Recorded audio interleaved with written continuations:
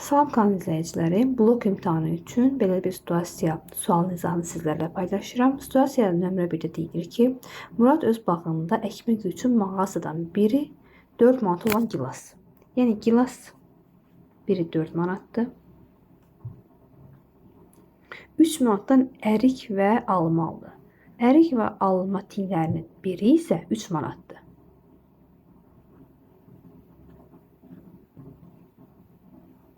Davam edək. Birinci sualda deyir ki, alınan alma tinlərinin sayı 32-dən çox, 42-dən azdır. Onları həm 5-5, həm də 4-4 olmaqla bağlamaq olar. Murad neçə alma tingi aldı? Uşaqlar, həmin tinglər 32-dən çoxdur, 42-dən isə azdır. Deyir ki, həmin alma tinglərin həm 5-5, həm də 7-7 qruplaşdırmaq olar. Uşaqlar, həm 5-ə, həm 7-yə bölünür. Bu araqdakı ədəd 35-dir.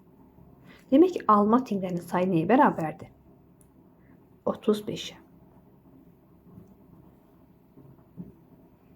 Bu birinci sualın izahı. Keçdik ikinci suala. Murad 30 ədəd gilas və ərik aldı.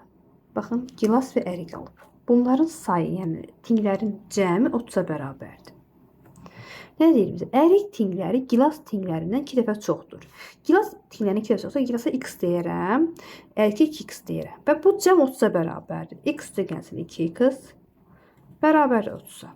Buradan alırıq ki, 3x bərabərdir 30, x bərabərdir 10.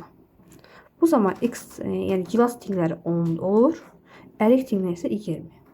Qarşısına yazaq, gilasa yazaq 20, gilasa yazaq, özür istəyirəm 10, ərik olsun 20. Və davam edir. Deyir, Murad ərik tinglərinə nə qədər pul verir? Uşaqlar, əgər mən 20 ədəd ərik tingi almışam, bu tingin də biri 3 manatdır. 20 vurulsun 3 bərabər 60 manat. Murad ərik tinglərinə 60 manat pul vermiş olacaq. Keçdik 3-cü suala. Deyir, alınan meyvə ağaclarından birinin təsadüfən seçilib əkilir.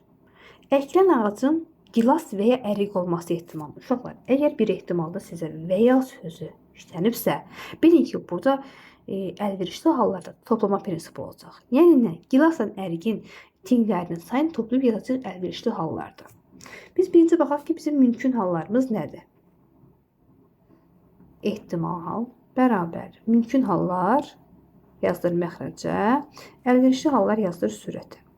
Mümkün hallarımız nədir? 10 dənə gilas tingi var, 20 dənə ərik tingi var, 35 dənə alma tingi var. Yəni, cəmi neçə tingi oldu? 65 tingi. Uşaqlar, ərik və ya gilas olması, yəni ərik və ya 20 üstə gəlsin, ərik 20-dir, üstə gəlsin 10.